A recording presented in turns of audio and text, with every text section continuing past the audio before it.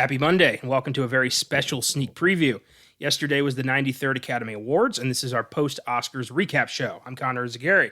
I'm Austin Johnson. And today we'll be discussing the ceremony in detail, including our thoughts on the winners and losers. Sure to be a fun, in-depth look at Hollywood's biggest night. In addition, we'll talk a bit about Netflix's new space drama Stowaway, which was fairly underwhelming. If you've come looking for Mortal Kombat, I'm afraid you'll have to wait a week, as that will be next Monday's show. Before we get into the Oscars, let's take a look at what else happened last week in film.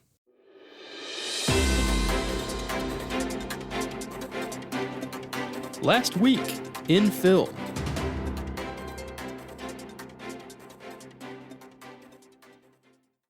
First up, trailer time. We have 3 trailers to talk about today. First up, Oxygen, a French sci-fi thriller directed by Alexandre Aja and starring Melanie Laurent, set for Netflix release on May 12th. You get a chance to see this trailer? No, I did not. This is the only one of the 3 I have not seen. What do you think, though? I'm intrigued. Aja has done some dark shit. This seems very kind of light for him. I'm a big fan of Melanie Laurent, so we'll see. I don't know. Yeah, Melanie is the name that kind of has me. Okay, I'll watch this either way. Yeah, me too. Next up, The Conjuring, The Devil Made Me Do It. Patrick Wilson and Vera Farmiga return as Ed and Lorraine Warren as they investigate a murder where the killer claims he was possessed by the devil at the time, based on a true story. Set for theater and HBO Max release on June 4th. Could not be more excited. Very psyched about this. Yeah, I cannot wait. I've been able to speak about my love, we both have, about James Wan, Conjuring, and that whole world. To see those two is... Yeah, I mean, it gets me really excited, really jazzed up to see Farmiga and Wilson specifically, because those two, they don't make Ed and Lorraine Warren. They don't do too much to make them seem like there's one side, right? Where it's kind of neutral. They're just these people, vehicles for movies, and I'm okay with that. You know, if you want a documentary, there's stuff on YouTube about them, but for like a cinematic world and horror. I love those two and how they kind of portray them. Yeah, these aren't biopics. These are, allegedly true stories. Take it with a grain of salt. Exactly. I mean, this is literally a story where a guy claimed, the devil possessed me and I killed somebody. Yeah. But the cool thing is, it's one of the rare, I think maybe the only instance where demonic possession has been entered into court record. So that's exciting. And I am a little hesitant because this is the only Conjuring film not directed by James Wan. Yes, and that definitely scares you. Yeah, because he's clearly the one that understands kind of the scale of it, the scope, all the little things. He totally understands. Yeah, so we'll see. I mean, I'm excited regardless. We definitely got a show planned for this one. Yeah, that's in June. Yeah, we'll be here for that. Oh yeah. And finally, Marvel has released the first teaser for Shang-CHI and the Legend of the Ten Rings. Plot details are being kept under wraps, but the film is set for release on September 3rd after getting pushed due to COVID, and this looks fucking spectacular. Yeah. I don't typically watch Marvel trailers, right? Because you kind of know, especially with the MCU and what they've built, you're just kind of, I was on board no matter what. Yeah. I didn't avoid the Infinity War trailer, but I wasn't like, I have to see this. I know something crazy's coming. With this one, the trailer's kind of needed to give you that initial image, that initial kind of, oh, all right. And I was blown away by this trailer. I mean, it looks like it's gonna have a bunch of different genres in it, and Marvel, that's what they've got against all the other giant corporations, Disney and them. They understand letting their filmmakers make unique films each time. Well, and really utilizing all the characters at their disposal. I mean, remember when the MCU first started, Iron Man, Captain America, the Hulk, Thor, these were B-list characters. These weren't, Marvel's best and well-known. That was Spider-Man and the X-Men and the Fantastic Four. But the MCU turned these guys into the A-listers. Yes. It made Guardians of the Galaxy worldwide recognizable. And now it's going to do the same thing for Shang-Chi and the Eternals. Exactly. I'm so excited. I'm especially excited because there's rumors that we're going to meet the real Mandarin in Shang-Chi. The real guy who Ben Kingsley's character ripped off and is not happy about it. Oh, man. And he's played by Tony Leung, who's, a John Woo guy, classic Chinese actor. I'm so excited. Yeah, amped for this one. Yeah, for sure. Whereas, like, a trailer, The Conjuring one, you have your questions about it. with James Wan not being in the chair. This kind of trailer just excites me. I don't have questions. I'm just, let me see this film. Oh, yeah. Marvel's fucking Enter the Dragon. It's going to be fantastic. Yeah. Some 13 Assassins type shit going on. Goddamn. So that's all for trailers. Let's talk about some random movie news I read about. So This is ridiculous. Vin Diesel is going to star in and produce a Rock'em Sock'em Robots movie. Because of course he is. That's where we're at now in culture. Yeah. Of course, after Fast and Furious, this is, of course, where he'd go. Did you see Hugh Jackman's Real Steel back in 2011? Yes, I did. Isn't that exactly that, a Rock'em Sock'em Robots movie? Yeah. Yeah. No thanks. This is ridiculous. A Downton Abbey sequel has been confirmed for Christmas 2021. Production started last week with the original cast returning once again. And I never saw Downton Abbey, but I know it had its fan base. Yeah, Downton Abbey definitely has a fan base. I'm not a part of it either. Nor do I have an itch to become a part of it. I enjoyed Gosford Park, and I've heard it's the same exact thing. So, well, and Gosford Park is like that, but then you have Altman in the director's chair, who's just a fucking mad genius, and is gonna have his own take. Yeah, I remember when the first movie came out. I mean, it was already a bitch to get everybody together, and I remember so many people saying like, "This is it. Stop asking me about it." But here we are with another one. Yeah, of course. No, like. Never is not a word in Hollywood. No. Training Day director Anton Fuqua will be helming a remake of Cat on a Hot Tin Roof based on the play by Tennessee Williams. He plans to feature an all-black cast. I know Cat on a Hot Tin Roof was an early Paul Newman film, but other than that, I know nothing about this story. But I am a huge Anton Fuqua fan, so bring it on. Yeah, and I love that Fuqua is doing something like this. And we were just talking about never say never in Hollywood, right here. Who would have thought Antoine Fuqua, the guy who's made the last things he's done is Equalizer, the Equalizer movies, and for him to kind of do this is very, very interesting. And of course, Training Day is very dear to our heart, and to me is a masterpiece. It'll be cool to see him take on something like this that he clearly is going to have again his own take on. And Denzel Washington's going to be the leading guy in this. He's got to come back around. And maybe the only white guy will be Ethan Hawke. Maybe, yeah. I personally enjoyed Fuqua's Magnificent Seven remake. I thought it was okay, yeah. Kind of forgettable, but then again, so's the original one. Yeah. I don't know. But while you're watching it, it's entertaining. Yeah, exactly. This excited me. I'm interested to see what you have to think about this. A Kiss biopic is heading to Netflix. Gene Simmons and Paul Stanley will be heavily involved, and the film is currently titled Shout It Out Loud. So, we're getting a Kiss movie. Fantastic. Didn't we get I want to say like a year and a half ago, there was that Motley Crue Netflix. The Dirt. Are they they're gonna just keep doing that with like old bands and shit? Yeah. I'm down. I'm okay with that. Yeah. They all have weird, crazy ass stories of how they met and how they, how their tours went and the drugs and the sex. There's no clean cut rock and roll story. It doesn't exist. My question would be, what band would you want to see a Netflix film about? Honestly, it was Kiss. Oh, right. I think, and this is funny, but I think I'd choose AC/DC. I think, I've always wanted to see a kind of origin movie about them would be cool. I'd love to see. I know that's like one of your favorite bands. So. It's my all time favorite band. I'd love to see the Bon Scott story. Yeah, call it Highway to Hell or what have you. That would be awesome. I'd love a Sabbath story, like Ozzy's story. I think that would rock. I've always wanted a Beatles movie, or a miniseries chronicling their rise and fall.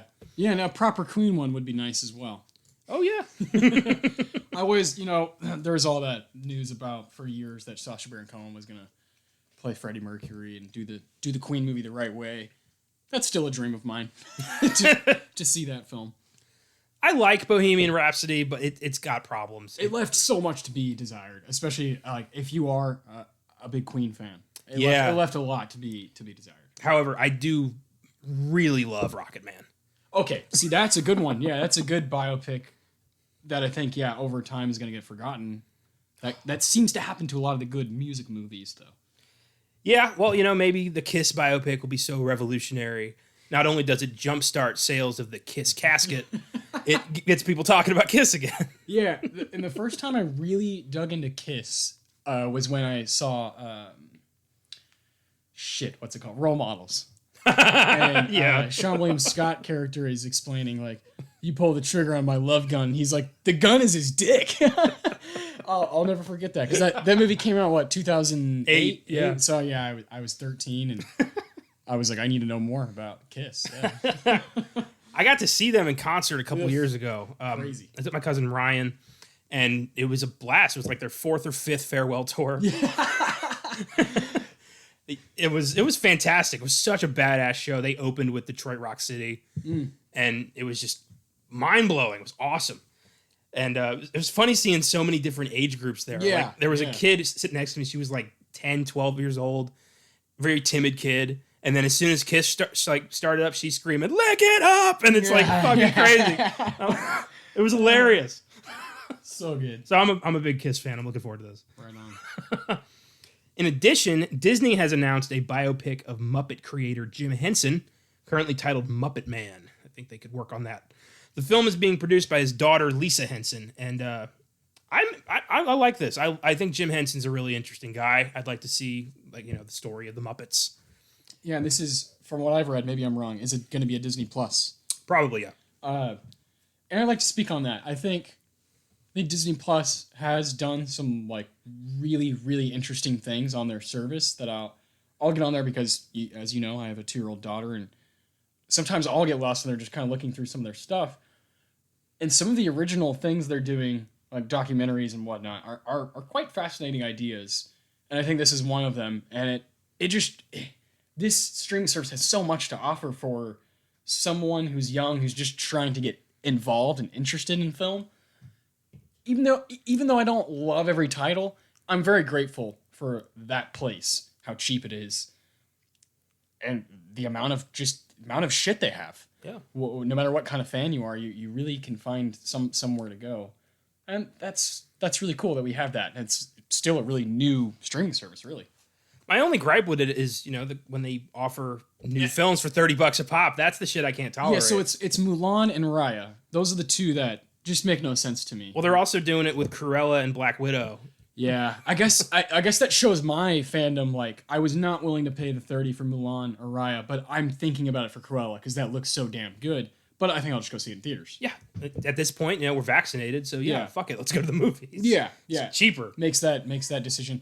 Now the thing about that is the $30. I have talked to there's one friend I have, and they have 2 children, and they think that they spend less money by spending that $30 than if they were to take the whole family out and do a whole bit and get snacks, get all that. So they're actually kind of grateful for the $30, sort of. They look at it as like a bundle. We're all watching it together. I get that. I understand that. That makes sense. But Disney is a multi-billion-dollar corporation. They do not need the $30. No. This could easily be 10. Yeah, it shouldn't be on families to be like, it should be. It's just free because you already pay for it. This is straight up taking advantage of families. Yeah, exactly, and that's what theaters have been doing forever. Yeah, and now streaming services are and exclusively Disney Plus. They know what they're doing. But personally, for me, it's $30 rental versus $10 ticket. Yeah, same, exactly. Yeah, normally I'm paying for myself to go. Now, my girlfriend is also vaccinated. Is definitely interested in trying to go see something, and it's just more about. There's not a lot of great movies out right now, so we're kind of waiting for some more cool shit, which would be Black Widow, Eternals, Cruella, those movies that I want to see with my girlfriend, We're getting there. Yeah. We're getting there. Yes. So yeah, Jim Henson biopic on the road. We'll see. Dear White People creator Justin Simien has been hired by Disney to helm a remake of The Haunted Mansion. Why? Wasn't that in 2004? Yeah, Eddie Murphy. I remember that as a kid. Yeah. I watched it a couple years ago and did not like it at all. No, it's terrible. Yeah. Pirates of the Caribbean was a fluke. It was awesome because of, Gore Verbinski and Depp and Bloom and Knightley and Rush. But Haunted Mansion bombed, Tomorrowland bombed, Jungle Cruise is gonna bomb, I guarantee you. Why do they keep making movies out of their rides? Yeah, I'm good on this. Did you ever, the movie Dear White People or the show, did you ever watch it? I have not. I've just seen the film. That's all I've seen. Decent.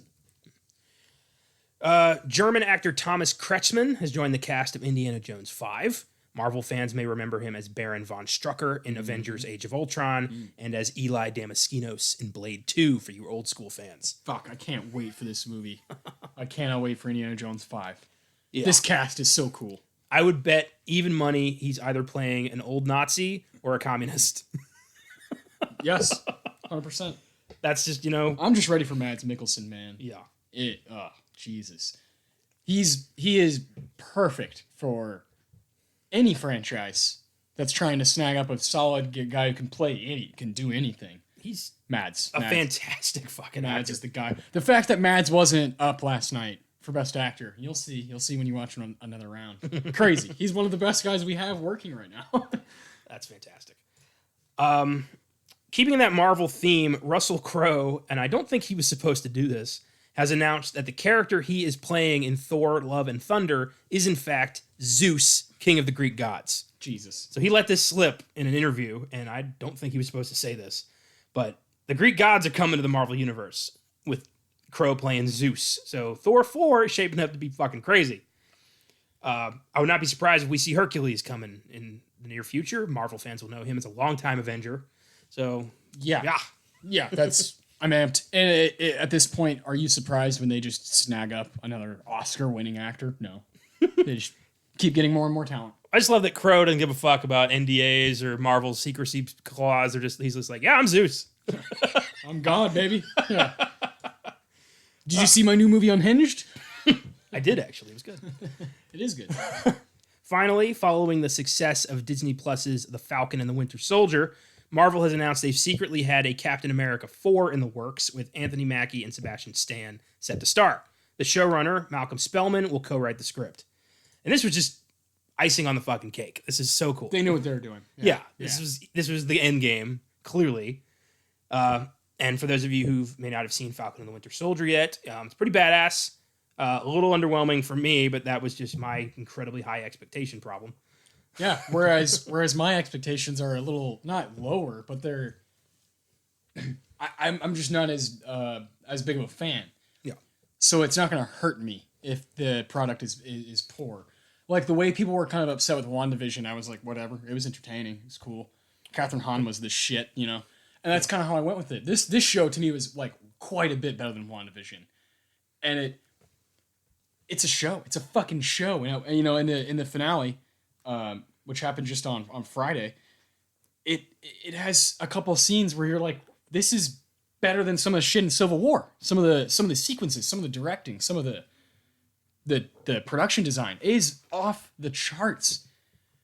And they just the power they have in creating a conversation throughout each week for 6 weeks about the same show. People talk about this nonstop more than they give a shit about the 7-8 movies that are up for Best Picture. You know, yeah. They really rather talk about this. Yeah. And I understand. It's not totally for me, but I get it. My biggest issue with it as a fan is, and WandaVision, they both did this, is they kept promising game changers. Yeah. They kept like teasing things that were going to blow our minds and nothing, and we never got them. Yeah, no, we didn't. I feel like that's Marvel fucking with us, and I don't appreciate that. Yeah. But whatever. But the Julia Louis-Dreyfus and Wyatt Russell tandem, when she said, like, U.S. agent, you're just like, oh, fuck, man. You guys do this every time. You put a smile on our faces like, oh, y'all are just going to keep going. Yeah. Keep making amazing content.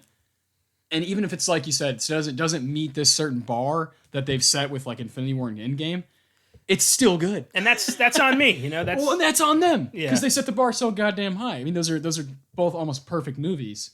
And so when that just happened a couple years ago, of course we're going to be like, hey, bring the noise. Well, I have a really good feeling about Loki. I feel like that's going to open doors we've never even dreamed of. So we'll see. Yeah, and Tom has been waiting for this moment. Yeah. He's been waiting. He deserves this moment, I think, to just shine the same way Sebastian Stan and Anthony Mackie just showed us for 6 weeks straight. Yeah, we can kind of carry whatever. I bet they all love this job security. Oh, Jesus. Yeah, if you can get it, yeah. You get in with Marvel, you're set for life.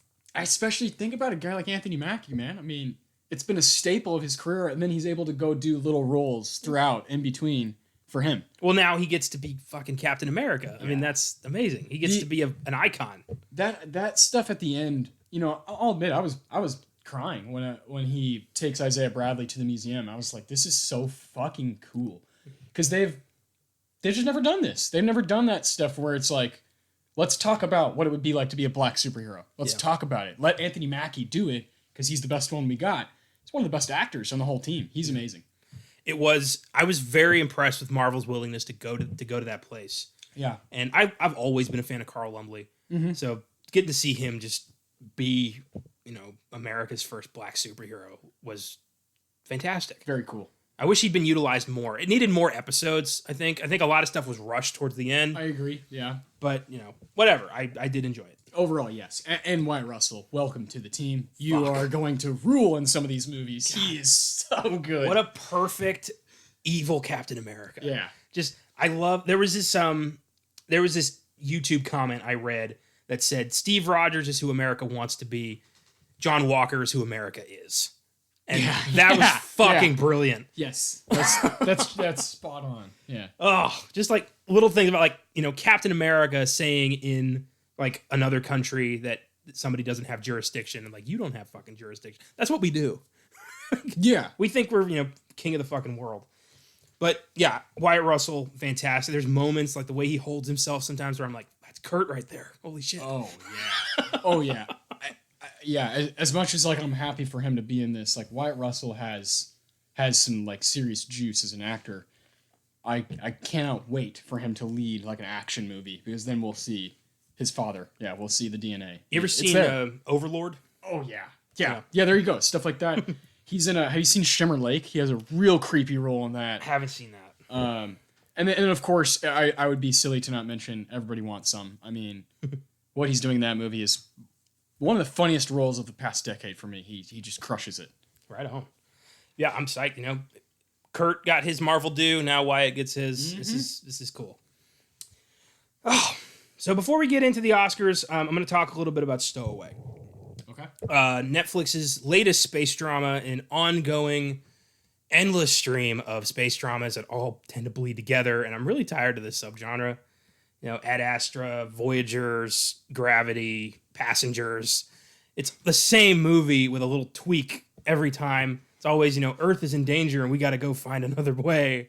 And it's just, I'm tired of this. And it's always so lazy. And this movie just criminally underused Anna Kendrick, Toni Collette, Daniel Dae Kim, and Shamir Anderson.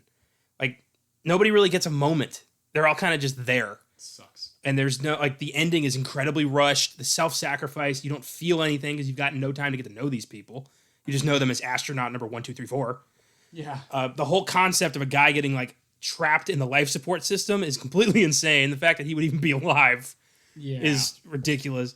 So I gave it a 7 based on the strength of the performances and mostly the production design. But I really found this to be kind of a lazy effort, and I think it's just going to get lost in Netflix's endless shuffle. Yeah, that's definitely what it is.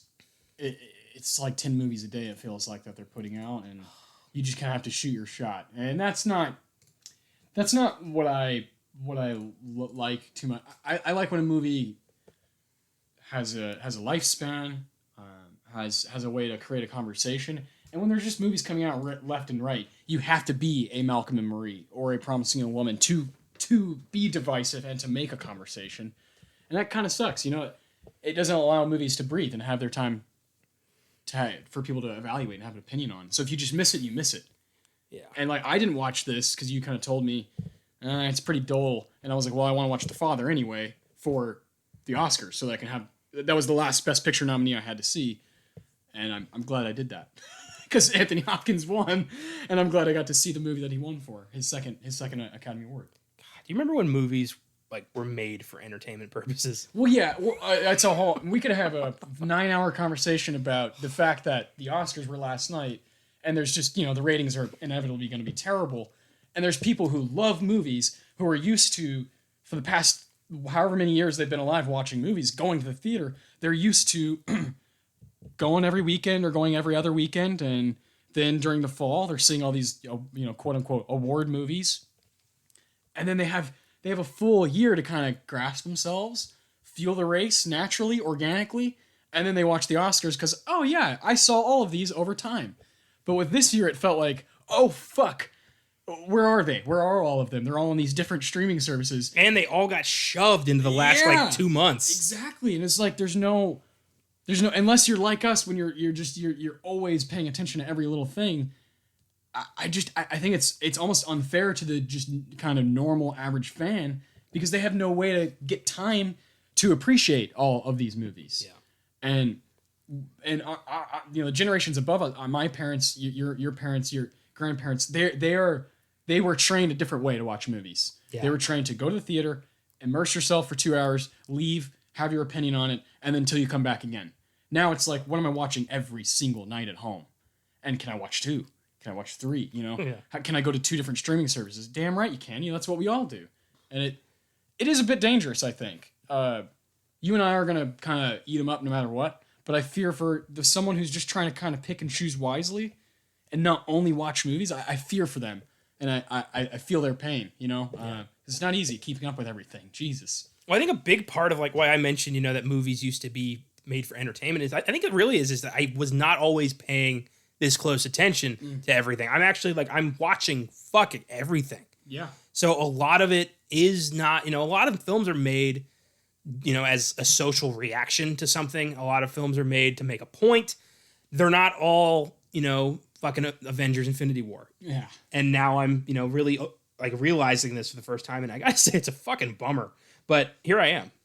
It is a bummer because you realize, you think about a film like Stowaway, and you think about someone like Toni Collette who's working on it, and you got to think while she's on set, she's like, this ain't special, Yeah. Because you got to think that they're human. They're thinking that they're getting paid, so this is their job. They collect a paycheck, so they're going to give it their all. But you got to think sometimes I'm just working with a script that sucks, or I'm working with a director who doesn't totally know what he's doing when I have before. I think about those things all the time when I'm watching a movie that seems just kind of average and kind of like, what's the point? Because, a social reaction, a movie like, we're going to be talking about, something like Judas and the Black Messiah or Trial of Chicago 7 or Promising Woman. These are very clearly trying to tell you something. Yeah. Trying to teach you, enlighten you, help you grow in some way. And that's fantastic. But like you said, there's got to be a space for both and for us to appreciate both. Yeah, and I think that's a great segue into the 93rd Academy Awards. Interesting show. It was, directed by Steven Soderbergh, who made it kind of a movie. Yeah. They filmed it in a ballroom at I don't know where. Something station. I can't remember what it's called. And it wasn't the Dolby Theater, so it did not look, as extravagant as it has been in the past. It was very stripped to the bare bones and still managed to go 15, 20 minutes over the time. Yeah. Not once in my lifetime, and probably before that, have the Oscars managed to stay in the 3-hour window. It's never happened. It's true. The nominees were kind of, the winners were pretty much all over the place. Everything kind of got a little love. There were some big surprises. So let's go through them, through the nominees, and kind of just bring up some stuff we liked about the show. Documentary short went to Colette. Live action short went to Two Distant Strangers. Yeah, that's on Netflix now. That's the one starring Joey Badass. It's about 30 minutes. I watched this. I love Joey Badass. I've seen him live. Love that guy. I've seen him live twice, actually. I love that guy to death. I saw him in Austin at Waterloo Records in 2015. And then in 2017, I saw him in Vegas with Logic. Nice. I love Joey Badass. Probably my favorite, current rapper right now. He's about the same age as us. And he's got some acting chops. He's great in Mr. Robot, season 2. He's really effective in that show. And he carries himself quite well in this short. But I found it to be the short to be a bit redundant in the sense that it didn't have much new to say about some of the issues we have in our culture. It's effective. It's definitely effective. And again, the acting's pretty solid, but I was looking for something that was going to be a little bit more, I don't want to say creative, just different, more unique. Because I feel like I've seen a lot of shorts, a lot of projects that are about police brutality, about specifically in America, and I think it can be done in a really interesting way, and it can be done in a redundant way. And I thought this one was kind of teetering. Well, that's a shame. I have not seen any of the short nominees. I don't know. I either can't get a hold of them or I just don't seek them out. I don't know. It's probably me. Yeah, well, they're very, very hard to get to. St. Tico's Embassy here in San Antonio was doing showings of each one like in segments. So like the animated one's like an hour and a half. The live action one's like 2 hours. We were going to do that. Just couldn't find the time. Yeah. Because again, it would have been like a 6 hour thing. Yeah. We saw In the Earth instead and were disappointed. Yeah, but saw another 2021 movie. Yeah, exactly. Yeah. Animated short went to If Anything Happens, I Love You. And that's the short films. I do want to point out the music was done by Questlove and it was very bare bones. Again, there was no orchestra, nobody getting played off. Everyone got as much time as they wanted to say whatever they had to say. And some people would not shut the fuck up. Yeah. Sometimes you need that little music cue to tell people like, oh, I'm rambling, I should leave. Yeah, not when you're Frances McDormand, but yeah. And she was very much just like, I got my third statue, fuck off, and just walked out. It was See ya. hilarious. A lot of people were pre-gaming. Oh, yeah, you could for sure. I would have been, too, if I would have been in that weird-ass room. Yeah.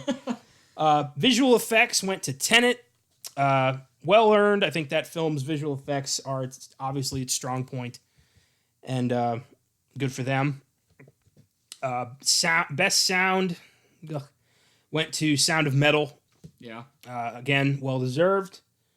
Or its sound, or rather its lack of. Yeah. Very well done. Yeah. Production design went to Mank. Exciting. That film's recreation of 1930 or 1940s LA was phenomenal. I mean, if it was going to win anything, it was going to be production design. Not the only thing it took home though. Makeup went to Ma Rainey's Black Bottom. Of course. Yeah, absolutely. That was phenomenal. Film editing went to Sound of Metal. Great. That film's very well edited. I know we're kind of breezing through these. Well, yeah. Well, the thing is, they're all here. Yeah. Yeah. at the end. Best costume design went to Ma Rainey's Black Bottom. Yeah. Which I thought was kind of a shock. I thought Mank had that one in the bag. Yeah, me too. Yeah. Cinematography went to Mank, beating out Nomadland. That was a surprise to me. Yeah, Eric Messerschmidt. Look out for that guy. He's like in his 30s. So. Yeah. Look out. And these cinematographers go all over the fucking place. Their filmographies are the most interesting in Hollywood. I agree. And actually, the way they just kind of... I'm so tired of cinematography being treated like it's this... Yeah.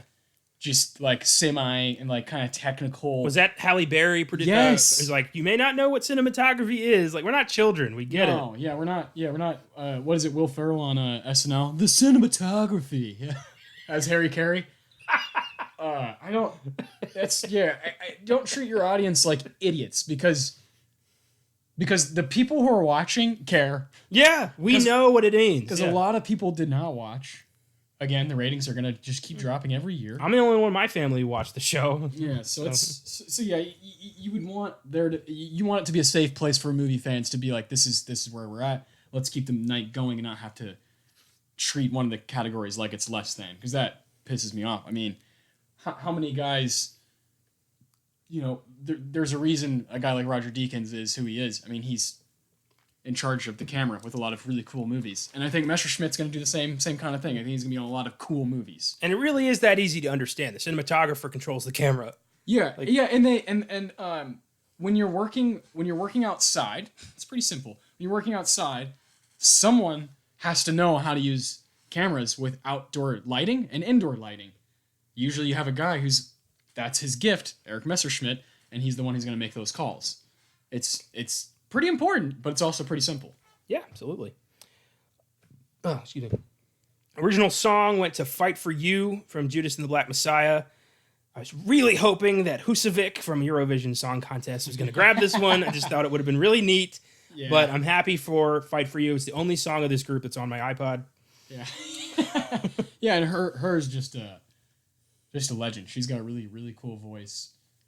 And that song, like you said, is the one that people like click on Spotify. They're actually going out of their way to listen to that one. Makes sense. Yeah, of course.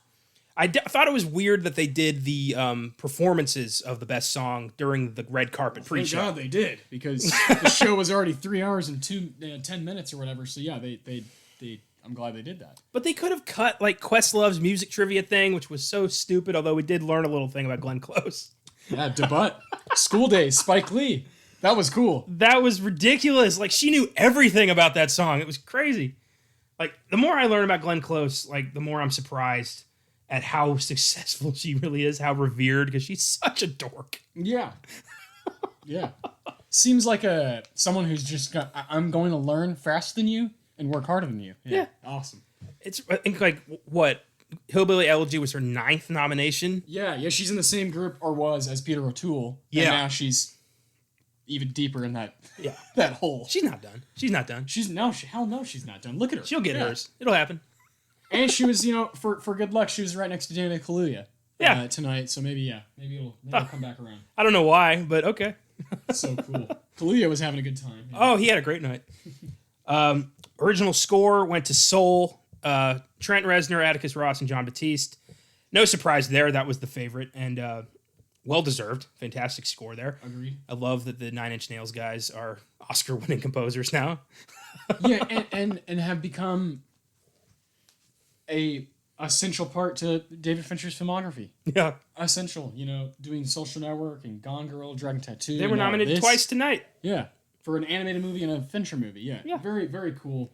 And you as all three of them were walking up, I was like, let Jean Baptiste talk, because this could be his only chance, and you two motherfuckers have been here, and you're gonna be here more.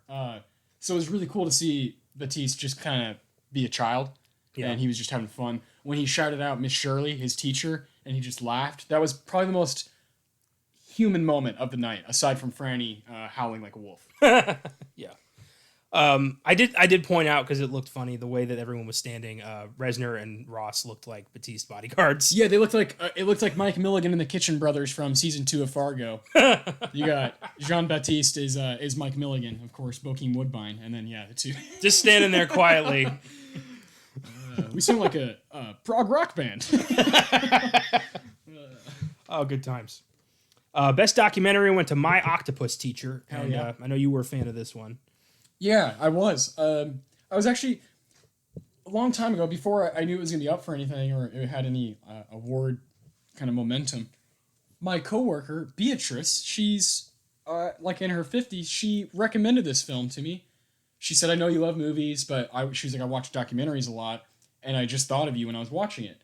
And anytime someone says that, I'm going to make space to watch something if I mean, that's a special thing to hear, in my opinion. Yeah.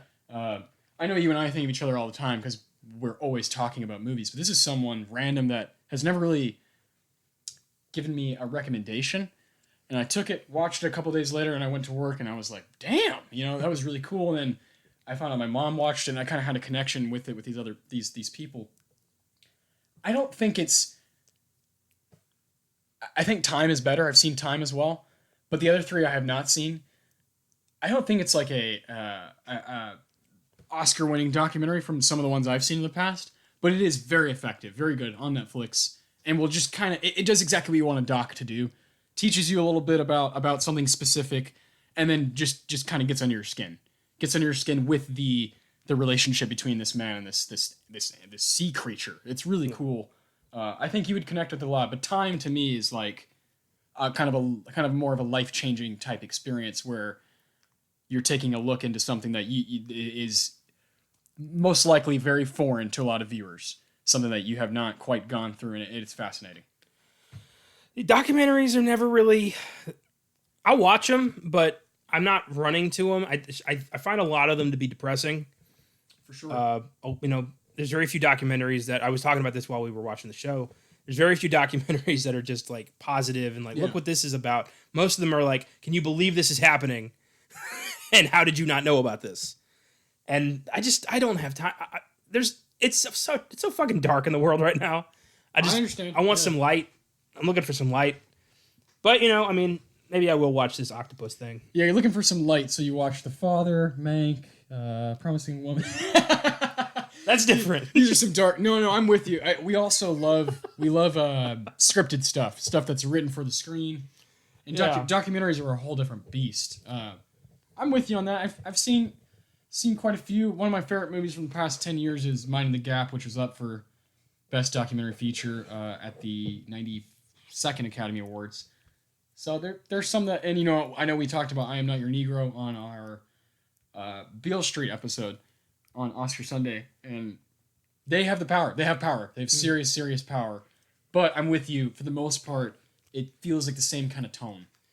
I did just watch a documentary for a paper I'm writing in my grad degree, a documentary from 2005 called You're Gonna Miss Me, which tells the story of Texas rock star Rocky Erickson and his just fucked up life that he had to deal with. It was fairly positive, just knowing like that he got help. He got the help he needed in the end. So I recommend checking that out if you guys want to know about one of Texas's unsung heroes in the rock and roll scene in the 60s. Hell yeah. Animated feature went to Soul, which was not a surprise in the slightest. That's the one we all knew was going to win. Yeah. I was hoping Onward would snake it out, but that wasn't going to happen. No, the only way I think that could have happened is if it would have come out after Soul. Yeah, you know what? Maybe because it came out like in April. It came out like a year ago. Yeah. And that was I remember that was a huge sign that COVID is very, very real for the movie world. Was that movie was put straight on to Disney Plus after having a small theater, run, and I just remember being kind of rocked by that. Like, oh, this is really, really happening. How come Soul was free, but you made us pay for Mulan, Disney? Yeah, What's Soul up with and that? Onward, the better movies, Yeah, are free. But yeah, Raya and Mulan. Yeah, was that Pixar stepping in and being like, "Be cool"? Yeah, Pete Doctor's like, it's for the people, man. Yeah. International feature went to another round.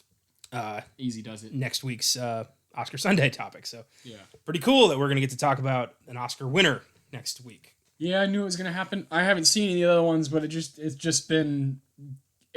Thomas Vinterberg being up for Best Director is a huge sign. Anytime that happens in the Academy history, always the film, if they're up for director as a foreign director and their film is up for international, it usually wins. We've seen this happen many times, and Vinterberg started the night off like nobody's business. This was the first award announced of the night. Yeah, and I think was it? I can't remember. It was like the third. I think they started with the screenplays. That's right. Then they went Fennell went before, yeah. Yeah. It was bizarre, but Vinterberg talking about his daughter and what this movie means to him and what it means to her life, and the way he talks about his family and the way he talks about Mads is just, it's exactly what you want a filmmaker to be, and his kind of philosophy on what filmmaking is. It's just, I just want more from him. I want to watch more movies of his. I want his future to be like just filled with accolades and success. He is so cool. Yeah, I was blown away by his honesty and his fearlessness and what he just talked about, how hard making this film became. It made me want to watch the film even more. Oh, dude. And yeah, man. And knowing, like, I've seen it now, and I watched it a long time ago, really, now that I think about it. I had it on our sneak preview top 10 of 2020. Yeah. So I watched this before January, before I watched this in 2020. And I cannot, I've been waiting to get back to it. And Oscar Sunday is totally an excuse to sometimes do movies I love. And Another Round is one of those where I it doesn't really matter if it's nominated. We're putting it on the schedule. And sure enough, it did well. It won this. I think a lot of people are going to try to go watch it now. I hope so. Which is like why the Oscars are important. Is this sometimes determines for the Chloe Zhao's, for the Thomas Vinterbergs, what's going to happen next. Yeah. You know, if she's not getting all this stuff, she's not going to do Eternals. That this shit really, really matters. And for Vinterberg, it could change his whole career. It's going to, for sure. I can see this guy, I can see him picking up a Marvel film at some point. Who fucking knows? Yeah. Well, yeah. I mean, now he can. I mean, The Hunt is so goddamn good, and I remember that getting kind of a wave back in 2012.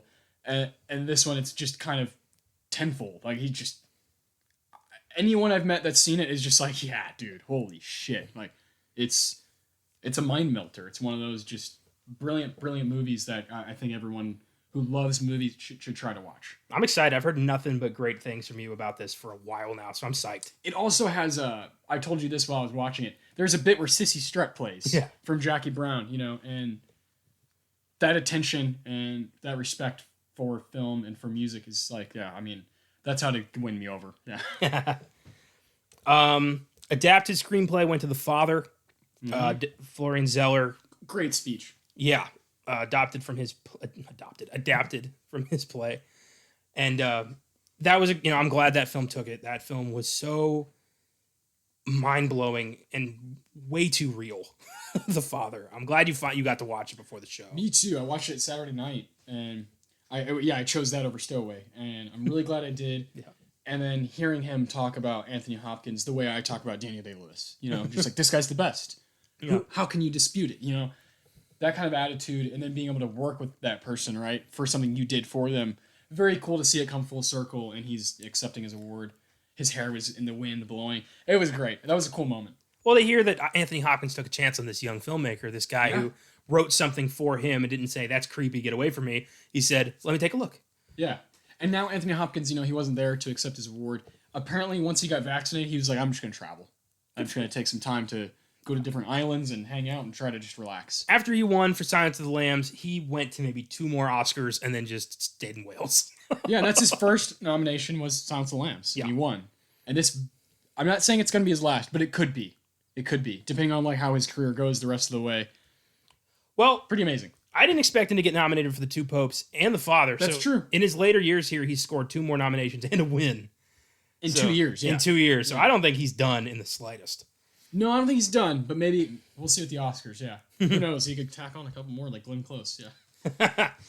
Original screenplay went to Promising Young Woman, the only award this took home for the night. Yeah, which actually, this is the first Academy Awards since the 78th Academy Awards, which would be the year Crash won, 2005.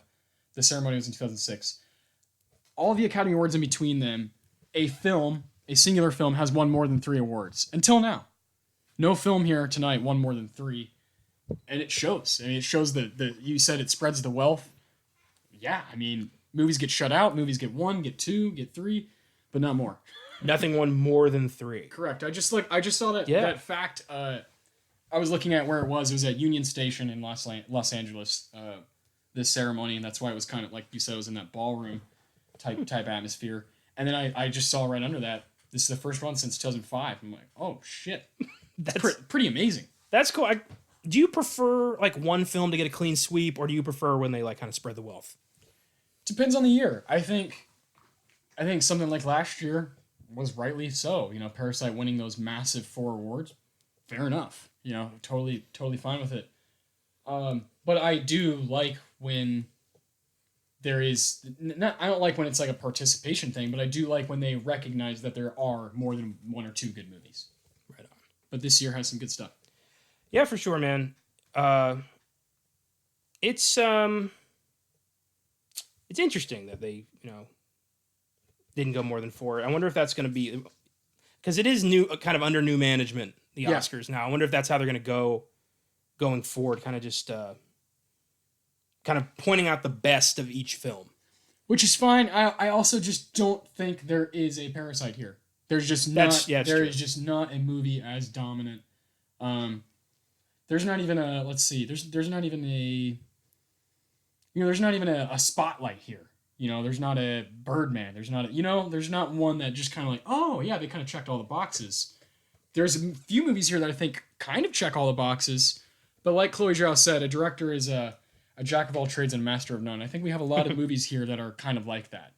What was that Fincher quote? There's 100 ways to do it. Yeah, I've heard that one a million times. But there's actually 2 and one of them's wrong. Yeah, that's my man. That's how you get his gold. Is he's such a perfectionist. Ugh. Yeah, I've heard watching movies with him is the worst because he'll pick it apart. Even his own movies, he'll be like, oh, Who was it who invited him to movie night and Brad Pitt? Brad Pitt, yeah. Brad Pitt said it was like, dude, calm down. You need to shut up. Because he's like, why do you cut it that way? Why do you cut it this way? Why did you do that? What's with that angle? What's with this? That's fucking fantastic. Why this camera, not this camera? Yeah. I love that. Best Supporting Actress. This was the one that I was, most kind of surprised with. I didn't know where this was going to go. And it went to Yo Jung Yoon for Minari. Yeah. She had a great speech. She started by hitting on Brad Pitt. Yeah. And being like, fangirling out about Glenn Close. And just, that was cool. Like, she was just happy to be here. And I don't think she thought she was going to win. And she did. And great. I mean, I was really hoping Glenn Close would get that Oscar, but, I can wait.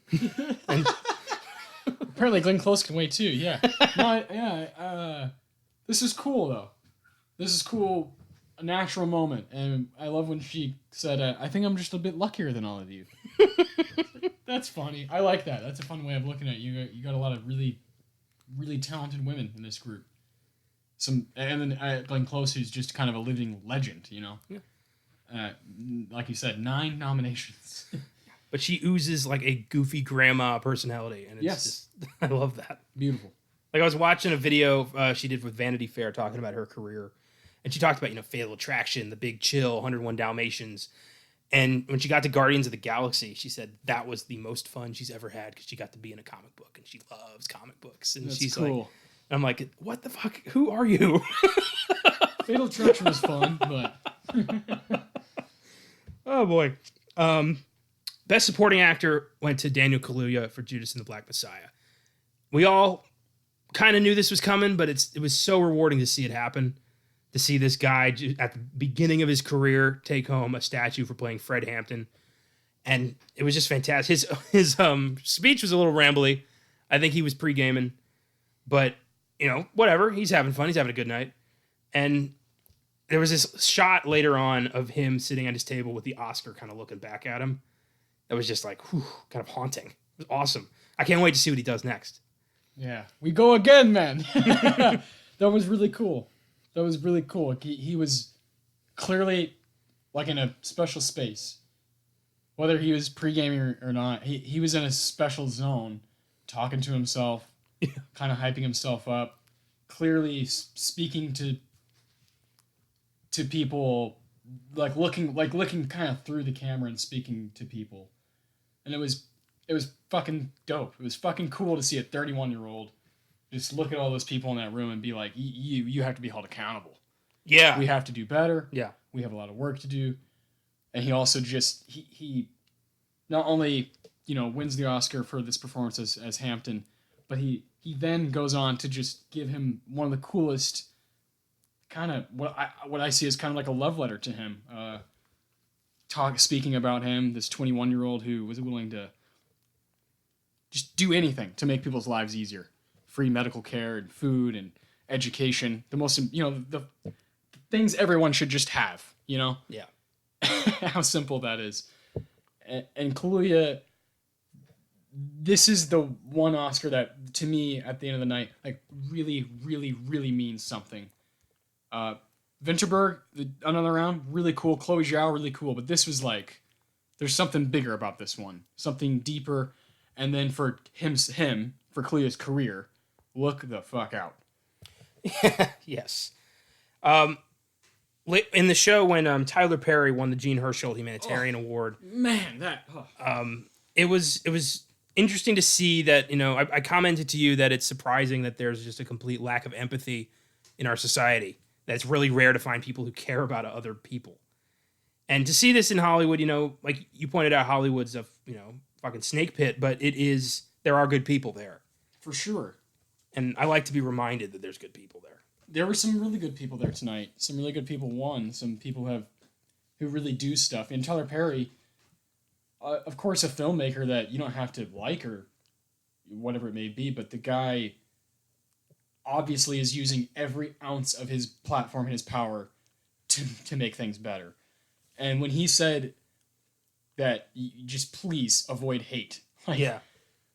And then he not only said, Latino people, black people, white people, police officers, people of authority, teachers, like, stop just going straight to hatred just because that's easy and that's just not going to get you anywhere. And so it was really cool to see people hold Hollywood accountable. Because yeah, if these people in this room put all their shit together, put their minds together, the world could change. You know, the world can really change. And I think there's people in there who realize that. For sure. And like you said, a lot of them won and commented on that in their speeches, and that's great. So the way Soderbergh structured this show was very strange. Yeah. We got the screenplay awards and director out of the way early. Best Picture was the third to last award given. Yeah. And we closed with actress and actor, and that was fucking weird. Yeah, Zellweger and Joaquin Phoenix just did not handle any of it very well. Renee Zellweger just doesn't seem like she handles much well. No. And Joaquin is a fucking train wreck trapped in the body of a great actor. So, I don't know what... it's just... Let's go there. Okay. Joaquin Phoenix is just, like, stoned talking about how he's not good at acting.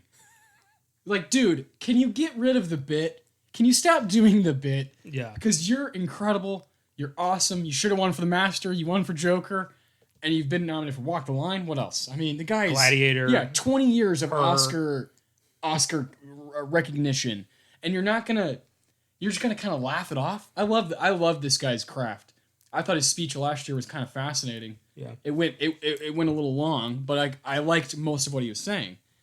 This was like, dude, it's like you have no respect for the people that you're... When he said, they inspire me, I'm not feeling it. And Riz Ahmed wasn't feeling it either. Dude. Yeah. Well, just he comes out there and be like, I'm supposed to talk about how important it is for an actor to find the character, and I just don't know anything about that. Like, fuck you, dude.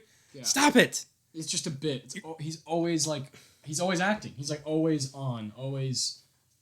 There's like never a moment of just like, dude, just relax. Be honest for a minute. It feels like he's always on, and maybe I'm wrong, but it feels that way. You are not wrong. It's I still can't believe he got to get back to being as big as he was after that stint where he made that fucking documentary where he became a rapper. Yeah. Like he got to come back from that, win an Oscar, and he's still acting like he's the bad boy in the room. And nobody gives a fuck. Nobody cares but him. And it's really annoying. And I would like him to just, fucking act his age for once. Yeah. No kidding. Yeah. Well, look at Brad Pitt, the way he just like solid, and I'm not saying you have to carry yourself like Brad Pitt, but just be professional for like 5 minutes. I think the world would be a lot better if we all carried ourselves a little bit like Brad Pitt. He knows what he's doing.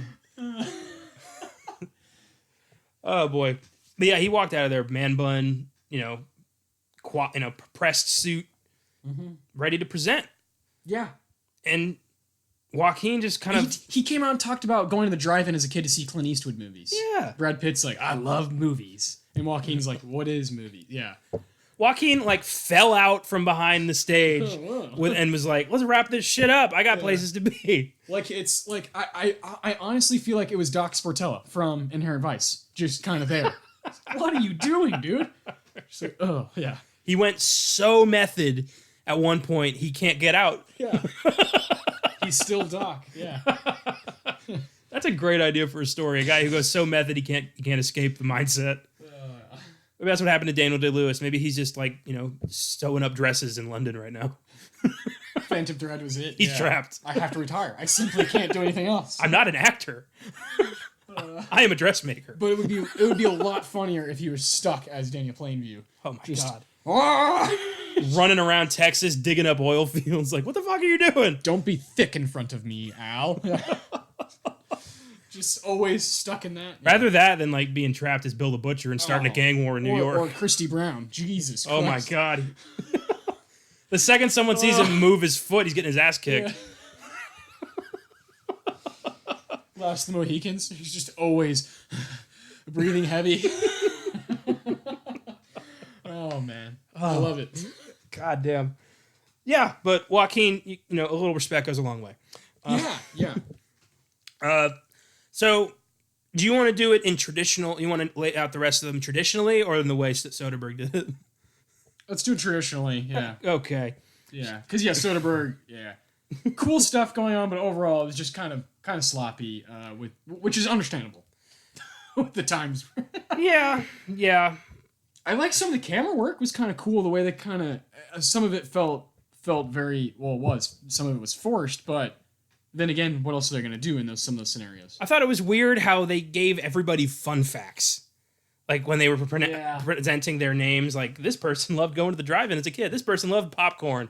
That's all you got, really? Yeah. How fascinating. The Steve Yeun thing was cool when he talked about T2. Yeah. That was more him speaking about himself. That makes sense. That was cool. Yeah. I like that. Yeah. But like going into fun facts on like the tech design people who have like, yeah, I hate to say it, but they're just not as interesting as most of the people in the room. I just don't care that. I mean, yeah, everyone watches ET at some point. So that, yeah, like you said, the popcorn stuff, those little, if they were really interesting facts, then maybe I would care more. Like the one guy who said, you know, when he was 12 years old, Citizen Kane was his favorite movie. That's him trying to sound, you know, important in a room full of filmmakers, trying to act like he's always been. Well, I was, yeah. Like, that's horseshit. No, your favorite movie was fucking Toy Story like the rest of us, so shut up. Oh, that's perfect. Oh, my God. Best Actress went to Frances McDormand for Nomadland, winning her a 3rd Academy Award. Mazel tov. Yeah. She's now in the Pantheon. She's in the pantheon of, let's see if we can name them all. You know, you got Katharine Hepburn has 4, Meryl Streep has 3, Jack Nicholson has 3.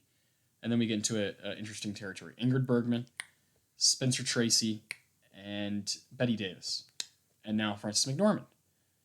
That is... Walter Brennan. And Walter Brennan. Yeah, that's right. I was going to say there's one more male that we're missing. That is a pretty damn solid group of performers there. Yeah. Who was your favorite of those?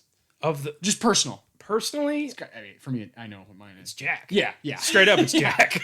Yeah. There's just there's no taking that away. But Fran has entered. Yeah. Kind of pantheon. 3 wins, Fargo, 3 billboards, and now this. Three quality performances too. Yeah. And if you look at all 3 together, you're just like, yeah, she is so good at playing kick-ass women. Yes. She is the go-to for playing badass. Yeah. Go-to. And then, you know, in real life, or at least at the Oscars, she always looks upset about something. Yeah, she just has that's part of her. She looks like she'd rather be somewhere else all the time. And that's part of her charm. That's what one of the things I love about her. And since she was a producer of Nomadland, she did win another Oscar tonight. So Yes. she's a 4-timer now. Yeah. It's fucking great. And then her husband, Mr. Cohen, is there watching her. You got to think he's just like, yeah, we're pretty awesome. we're a pretty cool couple. Yeah. Her acceptance speech was pretty short. It was just like, yep, I have a 3rd Oscar, so I'm a go. Yeah, she howled like a wolf. Yeah, pretty cool. Well, she howled when they got She howled as a producer, and then as an actress, she was like, okay. Yeah. Cool. I think she, you know, her acceptance speech was the howl, but she'd already done it, and you can't do a howl twice. You look crazy. Mm-hmm. Yeah. Best Actor was the award they ended with, which was weird, especially when we thought, you know, if you're going to end with Best Actor, then it would probably be a tribute to Chadwick Boseman. But it wasn't. It was Anthony Hopkins, who was not there, and the ending of the show was pretty anticlimactic, because that was it. And it was just like, all right, everyone pick up a chair on your way out. And, True. As cool as it was to see Anthony Hopkins take home a 2nd Oscar, the way they structured the show was really weird and anticlimactic, and really kind of set you up for something it didn't get. I don't know why Soderbergh did that, but he did, and I guarantee you that's all anyone's going to be talking about. Yeah, it's interesting because we have not been able to hear or read much about people's reaction, but yeah, for sure that's going to be the thing people are kind of hitting on is how rushed the ending was, how the in memoriam thing was happening at 10 o'clock. Yeah, we still had to get to 3 other awards. In the in memoriam, they were like zooming through the names. It was so inconsiderate, and it really made the thing look insincere. Where they're just like, all right, let's wrap this up, get this through. All right, Sean Connery gets a longer pause. All right, move it along. Yeah, that was fucked up. It was. And then that one they finished with Chadwick, of course, and then went to commercial, and then you and I were just kind of like, what's going on here? What exactly is the pace? And it's going to be the talking point. It's going to be, why would you build this up to not give Chadwick the win? And I think there's going to be some people who are a lot more upset than we are. We were more confused, but some people are going to be fucking pissed about that. Yeah. Because Chadwick, obviously, passing away last year, and being into Five Bloods, and being the Black Panther, being in Ma Rainey, and then, of course, everybody was, like, talking about Get On Up and 42. Like, the guy just probably deserved a statue for his career. And it would have been nice to see that. Especially when his brother, Daniel Kaluuya, was a winner already. It just would have made more sense as a show. And I don't think there is anyone who's like, Chadwick wasn't good in it. You know what I mean? Yeah. He was good enough to win the award. Go ahead and give it to him. I love Hopkins' performance, but they knew he wasn't going to be there. Like you said, he hasn't been there for a long time. So if you're gonna give it to him, if that's what the result is from the votes, then you cannot make that the last. Yeah. You cannot make the last thing. Nomadland has to become the last thing. That was not smart. Yeah. However, I do 100% think Anthony Hopkins deserved this award. I thought his performance in The Father was maybe his best work ever. He's incredible, yeah. And I'm very happy he won. I just think that the way they structured the show was incredibly insincere to the people watching it. Yeah. Yeah. So Anthony Hopkins, 2-time Academy Award winner. Very happy about that. Yeah, it goes from 1991 to 2021. Crazy stuff. And of course, Silence of the Lambs. Not only that, but he was a part of one of the only 3 movies to be Big Five winner, and he's always going to be a huge part of Hollywood, Oscar history, and his director knew that. Yes, and I'm concerned that his win and his deserving of the win is going to be overshadowed by this. It will be, and he probably Anthony Hopkins is like in Tahiti, like fuck, because I've heard that's all he's been doing is just he's like, I'm gonna travel now because I haven't been able to for the past year, and I'm old, so I want to travel, and apparently that's what he's doing. He's just going to different exotic places, and yeah, when he gets this news, he's gonna be like, like, cool, yeah, thank you, but damn it, I don't want you don't want the backlash of something like that, no. Especially when it's just an award, I'm just picturing him using his Oscar to break open coconuts. Yeah. Like that's he's got his Lambs Oscar and his father Oscar, and he's just like smashing them, trying to open these damn. He's like putting cigars in the middle of the arms for the art. He's using it as like a little holder. Yeah. Of course, man. Yeah. And the Silence of the Lamb one is just spotless. That one's all clean. Oh my god. This one has no. There's nothing around it. No stigma to it. Oh man. It sucks. That's the Oscars. Those you look back in context. There's always these little ones where you just wonder. And I think like 10, 20 years from now, it's just gonna leave a little bit of a sour taste in people's mouth. Sucks. And it didn't have to. No. If you just did the traditional structure, this wouldn't have been an issue. Yeah. And you got to think, did that happen while the show was going? They were like, fuck, we got to change the order. It just seems so odd. No, because the producers know who's winning. They know what it's going to be. They know That's why, back in 2006, George Lucas, Steven Spielberg, and Francis Ford Coppola gave Martin Scorsese the Oscar for Best Director because they were his college buddies who all came up together. If the producers, the people who do this, they know what's into the envelopes. So they did this on purpose. Yes. Yeah. You're right. It's really weird. Really weird. Makes no sense. Don't have any answers. Director, Chloe Zhao, Nomadland. Clean sweep of the awards season. She has taken everything. She had to probably buy a couple shelves for all of her awards she got from this. Holy shit. Yeah, and the composure. By the time the Oscars come around, she's so used to winning everything. By the time it comes around, she looked so comfortable. Yeah. And just kind of like, just very comfortable in her own skin of just like that. I even if I didn't get recognized for all this stuff, I think people would have found this movie either way. You know, it's one of those kind of special stories, and because you have someone like Frances McDormand attached to it, it got the right buzz and carried on. And when you win director, it's a good sign that you're probably gonna win Best Picture. Well, and you talked about her composure. She did lose her shit when Frances McDormand won. Yeah, that was funny. Cool. That was funny. It was cool. It was like she was way more excited for someone else to win something from her movie than her. Yeah, that's great. And of course, Best Picture. Nomadland took that one. Yep. There was no build up to Best Picture. Usually they do like a little spotlight on each film. They just kind of shoved this into the middle of the show. Yeah. I'll never understand why they did that. That's Soderbergh trying to make his mark on the awards or something. I don't know. I'm not sure. Not a smart move. No. I came back from the restroom and I was like, Best Picture? What the fuck? Yeah. And you're like, yeah, they're doing it now. And but what? They just did this. It was confusing. Again, like you said, rushed and just kind of happened out of nowhere.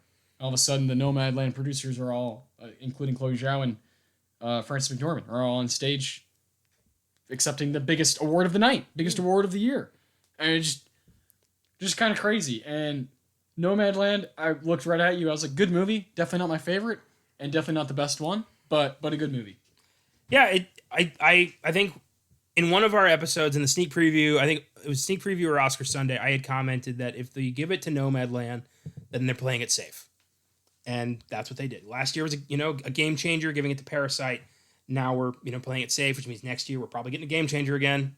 Yeah. That's how they roll. That's how the Oscars roll. French Dispatch, 94th Academy Award. Hopefully, maybe. Dune, that would be wild. James Bond. No time. I would love that. Eternals. Oh God, next year's going to be nuts, assuming we get all these movies. I can't wait. So that is the Oscars. For any of you wondering, we keep a ballot, and the final win was me, 16-15. We were neck and neck the whole time. Crazy. Last year I barely beat you, and this year you barely beat me. Yeah. So we're 1-1. We'll keep going until we drop. That's for sure. It was I gave the show kind of a B-. By the Filmgazm scale, a 7. Okay, yeah, I think that's probably where I'm at as well. I'll need some time to just kind of like hear what other people think too. Yeah. I'm sure there's some people who are gonna be very hard on it, and my expectations are so low for award shows that I'm just never that disappointed. I'm with this show. I'm grateful for them all getting together and doing their thing. I thought Regina King's little opening bit was like incredible. I thought Kaluuya was incredible. I thought Vinterberg and Tyler Perry. There were really cool moments, and some individuals really stepped up and said something really cool. But yes, as a production, it was fine. It was fine. And without those speeches, it would have just been, very boring. There's just not a lot going on in between. Lil Rel Howery was trying his hardest, but none of that stuff hit for me. But that stuff never hits, Yeah, and they no, you're right. always do it. That's the expectations. Yeah. My expectations are low because they do cheesy shit like that. It was cool to see him and Daniel Kaluuya because they were in Get Out together, the TSA moment, but it wasn't worth all that. No, it's considering they stripped it to its bare bones. I can't believe that there was still so much it could have taken out. Yeah, that's ridiculous to me. Like they can't do this right. They can't just do the goddamn awards and just cut the cutesy shit. Yeah, like the only people watching this are film fans who just want to know what won. Yeah, and like honestly.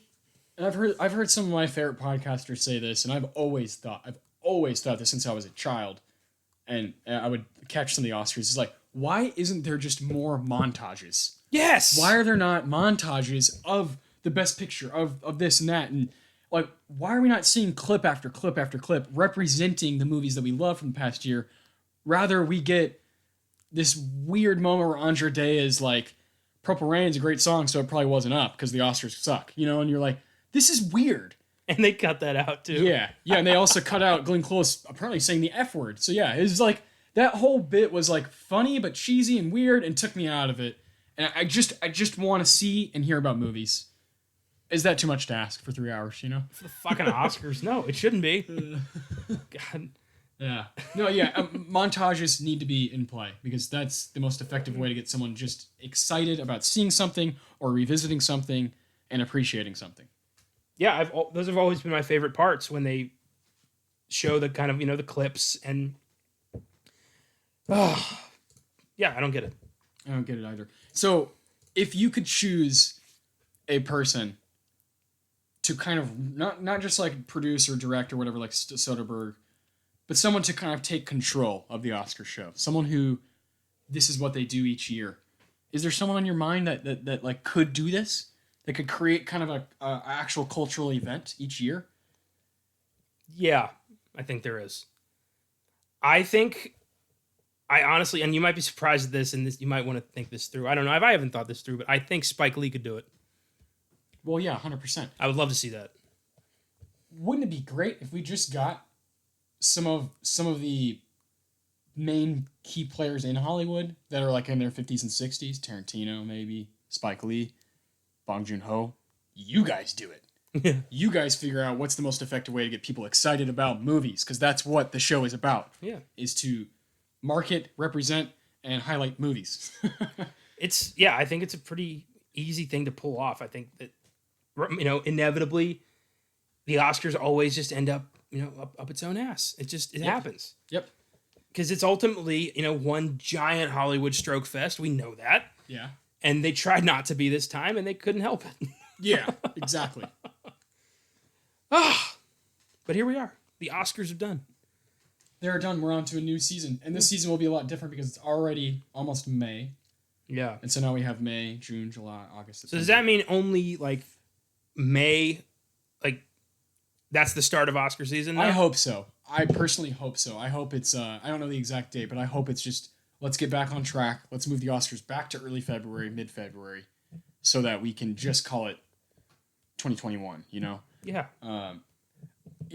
Eventually you got to get back on track so that the schedule isn't all weird. Because this year, people just didn't know exactly what was going on. And you can't really blame them. I hope the 94th Academy Awards I hope they're in February, and I hope they're, just a little bit more controlled. Hostless, streamlined, full of montages. Yeah, a lot of montages. Yeah, because, we got all those movies we mentioned earlier. It just got announced that Paul Thomas Anderson's movie is going to be coming out nationwide on fucking Christmas Day. Ooh. Oh, boy. You think he'll be the one to beat for Best Picture next year? That'd be nice. Well, yeah, he'll be competing. It's been a minute since Phantom Thread, so he'll be finally competing again. Same shit they had with Fincher. There's just these gaps, these years and years of time. So when they come around, it's very special. Yeah, I think this year's gonna be awesome. I think it's gonna be an Anderson battle, PTA versus Wes. It could. It very well could be. And and then you got the key players of this Academy Award, Chloe Zhao, doing MCU stuff. So very cool, very cool. Mm-hmm. I think you and I are so aware of what this show is and how it is. Like you said, it's kind of Hollywood just stroking itself. We do appreciate some of the stuff that happened tonight. We really do. And we looked at each other a couple times that was fucking cool. Yeah. As a movie fan. Kaluuya has a fucking Oscar. My guy, Kaluuya. That's so cool. That guy has entered a place, and it's just fuck you. I got that shit, And I hope Lakeith's next. Oh, he will be. He will, man. That was the first of many, I think. Yeah. 29 years old and 31 years old, those two guys. The cool thing is, crazy. In this show, we see so many people who are at the beginning of a promising career. Yeah, dude. Emerald Fennell and Chloe Zhao. Yeah. Two female filmmakers who are just ready to take off. Yeah, on the acting side, Riz Ahmed, Andra Day, Vanessa Kirby, Daniel Kaluuya, Leslie Odom Jr., Lakeith Stanfield. Paul Raci. No one's ever heard of this guy, and he's just... Maria Bakalova. I'm sorry. I'm so sorry. No, but who messed it up tonight though? Who was it? Renee Zellweger. No. Somebody supporting. Who did supporting? Brad Pitt. It was Brad Pitt. Brad Pitt said it kind of weird. He called her kind of like that. Yeah. It's Bakalova, I think. Bakalova, I believe is how you say it. It's not baklava. God damn it. She's great. What a cool place for her to be, right? She's look at all these motherfuckers. Yeah. And Sasha wasn't even there, so she's like, I don't even have my person to. He was in Australia. Oh, good stuff. Yeah. So overall, okay show. Last year was better. Yeah, last year had the surprise of Bong going on stage 4 times and him being like, ha ha, and having the statues kiss and all of that stuff was so special last year. I love that he can speak English. He just chooses not to. Yeah, it's just not as fluent as he wants it to be. Yeah. Well, thanks for listening, everybody. We had a blast, as usual. Next week, Caleb and I will be tackling Mortal Kombat in a full, proper episode. We both seen it. We both loved it, so we wanted to give it its own time to shine, not cram it in between Stowaway and the Oscars. Yeah. In addition, ghost horror movie Separation comes out in theaters. Tom Clancy's Without Remorse comes out on Prime Video. And the animated family film The Mitchells vs. the Machines comes out on Netflix. So tune in next week to hear our thoughts on at least some of these. Also, check out our Cabin Fever episode on Wednesday's Filmgazm, Thomas Vinterberg's Another Round on Oscar Sunday, and whatever the Giggle Guys got for us on Friday. Have a great week and keep watching movies.